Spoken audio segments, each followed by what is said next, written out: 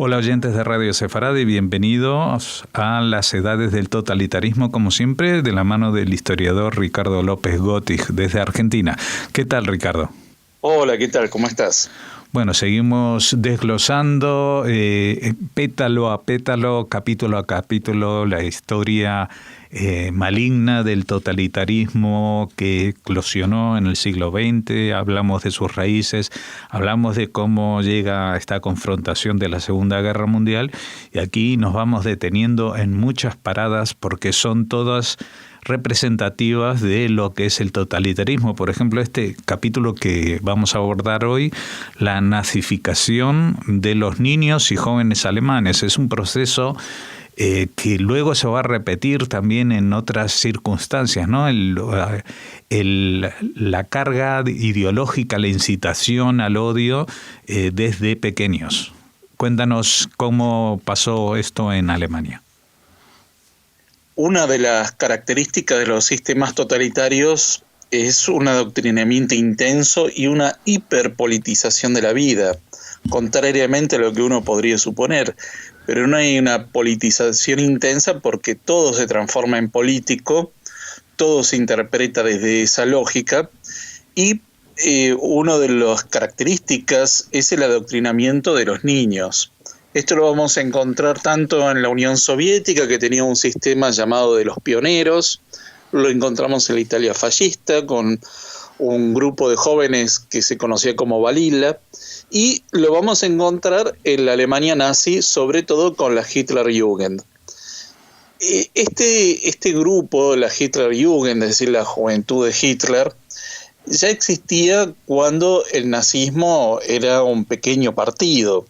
Es decir, el nazismo, además de ser un partido, tenía un grupo de choque, que eran las SA, tenía un grupo de élite, que eran las SS, y tenía estos grupos juveniles, que eran la Hitlerjugend, que además de adoctrinar e ir preparando a aquellos jóvenes que después iban a ingresar a las SA, era también una forma de ir preparando futuros soldados para cuando el nazismo llegara al poder.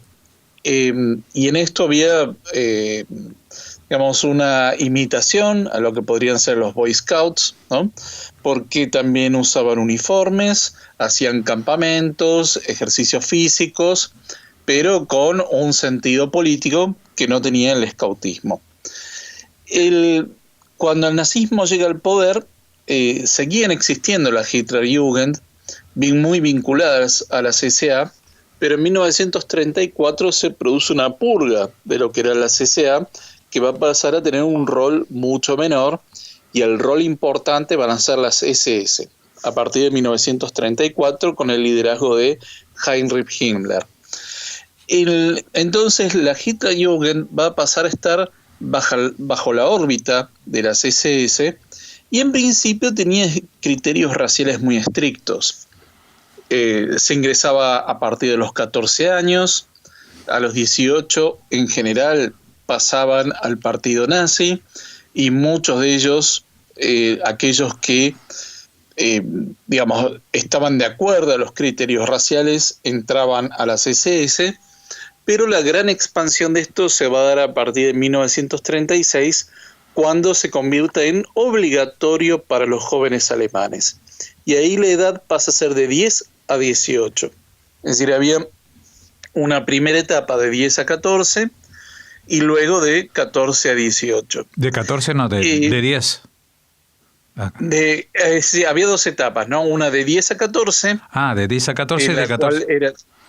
Claro, eran los más niños, ¿no? Sí, y luego de 14 a 18 se eran los adolescentes, con otro grado de responsabilidad y entrenamiento. ¿Cuál era el objetivo al ampliar esto a todos los jóvenes alemanes? Bueno, en principio era justamente prepararlos para la guerra. Había un disciplinamiento intenso, con campos de entrenamiento, mucho ejercicio militar, mucho adoctrinamiento, pero uno de los objetivos era competir con las iglesias cristianas.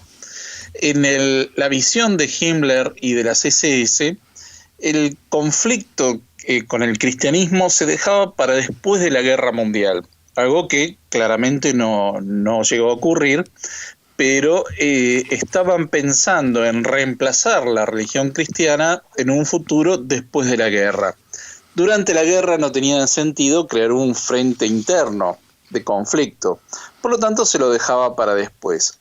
Pero uno de los objetivos no solo era competir, digamos, desde el punto de vista metafísico con las iglesias cristianas, sino también como una forma de que todo quedara bajo el control del nazismo.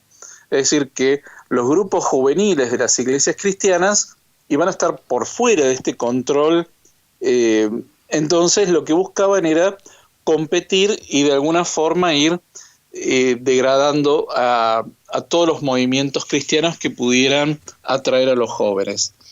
Para esto, por ejemplo, habían creado una serie de rituales de la Hitlerjugend, como eran la celebración de los solsticios, de alguna forma retomando las celebraciones paganas, precristianas, hacían expediciones a las montañas para vincularse con la naturaleza, hacían estas reuniones los domingos de forma que los jóvenes no pudieran ir a las iglesias, y habían constituido un grupo dentro de la Hitlerjugend que eran patrullas. Estas patrullas van a acompañar a la policía y el objetivo era controlar a sus propios pares, es decir, los jóvenes de la Hitlerjugend controlaban a los jóvenes en general, porque el nazismo quería controlar lo que consideraban como algunas desviaciones sociales.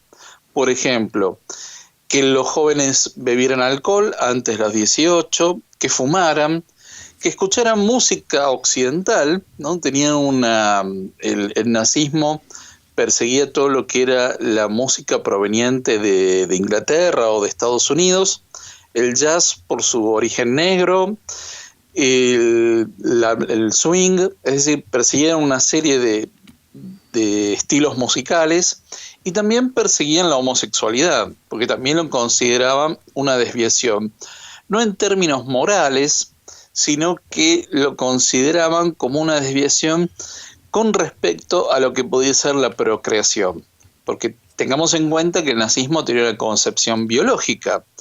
Por consiguiente, el sexo era con fines reproductivos y sobre todo dentro de los arios, con lo cual la homosexualidad no la van a ver como una desviación moral, sino como una desviación de carácter biológico, y que lo interpretaban como que era un resultado de los tiempos liberales previos al nazismo y que con el tiempo se iba a desterrar. Hay constancia de que en las SS había, digamos, prácticas homosexuales, pero en términos generales era como que miraban hacia otro lado. Pero sí estaba mal visto y además estaba penado en el Código Penal, pero que, digamos, la concepción que tenían era de carácter biológico. Además de la Hitlerjugend había un cuerpo juvenil femenino llamado Bund Deutscher Mädel, es decir, la Federación de las Niñas Alemanas, que también tenía estos grupos de entrenamiento y que buscaban de alguna forma que los adolescentes varones tuvieran relaciones con las adolescentes de estos grupos, porque nuevamente la idea era reproductiva y mientras estuviera dentro del contexto de la raza aria, no había ningún tipo de freno moral con respecto a las relaciones sexuales que pudieran tener entre ellos. De hecho, cuando se producían nacimientos, esto era bienvenido para el nazismo, con la idea de ir reproduciendo la cantidad de alemanes. La Hitlerjugend además era era obligatorio hacerlo. Quien no lo hacía no solo no iba a entrar a las SS, que probablemente muchos jóvenes no tenían estas aspiraciones, pero tampoco iban a poder ingresar al ejército, tampoco iban a poder ingresar a la administración pública, y ahí iban a tener una serie de obstáculos en su carrera académica. Con lo cual había una fuerte presión para que formaran parte de esto. Y además, tengamos en cuenta que en general los niños y adolescentes no tenían la madurez suficiente ni el grado de individualidad como para poder hacer frente al adoctrinamiento y la presión social de sus propios pares, con lo cual había una enorme presión para que los jóvenes entraran a la Hitlerjugend. Se sabe que había algunos movimientos clandestinos de jóvenes, no solo vinculados a las iglesias, sino también a corrientes de pensamiento socialista o comunistas que de alguna forma hacían sus propios movimientos clandestinos para, digamos, evadirse de lo que era la Hitlerjugend. Es decir, ingresaban formalmente, pero también formaban sus propios grupos clandestinos, y esto hacía que estos grupos de patrullas también intentaran infiltrarse, ya sea en las iglesias, como hacer registro en bares, en cafés, para ver si había jóvenes que estaban fumando, bebiendo o teniendo relaciones sexuales. La Hitlerjugend también servía como trabajo agrícola. Como una de las visiones del nazismo era que después de la Guerra Mundial se iba a ocupar el espacio vital y que los arios debían vivir en comunidades agrícolas, porque esto purificaba el cuerpo y la mente y alejaba de todo lo que era perversión de las grandes ciudades. Entonces hacían un trabajo agrícola muy intenso, y sobre todo en los lugares conquistados, por ejemplo en el Warthegau, esa región que conquistaron a Polonia y anexaron a Alemania nazi. Ahí se hacían muchos trabajos físicos que tenían que ver con la vida agrícola, justamente para ir preparando el terreno para las nuevas generaciones. Y las Hitlerjugend, en definitiva, van a ser grupos de entrenamiento para lo que después van a ser las Fuerzas Armadas. Estos jóvenes ya venían siendo disciplinados y preparados físicamente y en el manejo de las armas, con lo cual rápidamente van a ingresar al ejército, sobre todo cuando a partir del 43 en adelante Alemania empieza a retroceder en la guerra, ya sea en el frente oriental con la Unión Soviética y luego en el 44 en el frente occidental contra los ejércitos aliados.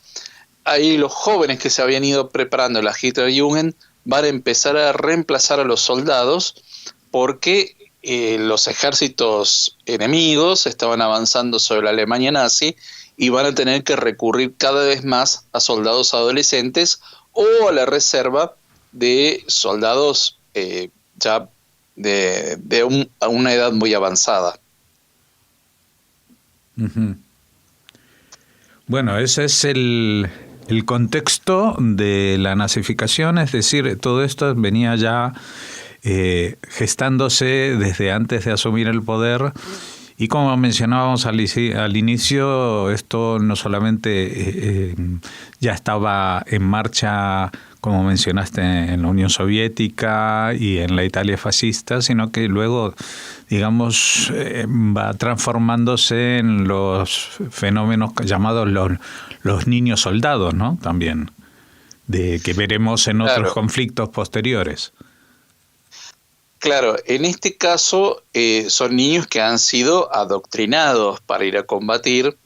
Yo me imagino que estás hablando mucho pensando en África, quizás, donde hay niños que son soldados. Por ejemplo, sí. Pero en ese caso son niños que han quedado huérfanos y se los recluta o han sido secuestrados. Claro. En este caso son niños que ya se los venía preparando para hacer la generación de reemplazo, porque una de las ideas que tenía el nazismo es que, bueno, en definitiva, iba a haber una generación de reemplazo que no tuviera entre muchas comillas, la contaminación de los periodos anteriores, y que iban a ser no solo racialmente puros, sino que iban a estar adoctrinados en este pensamiento y no iban a estar ni tener ni ideas ni democráticas, ni liberales, ni nada que pudiera ir en contra del régimen nazi.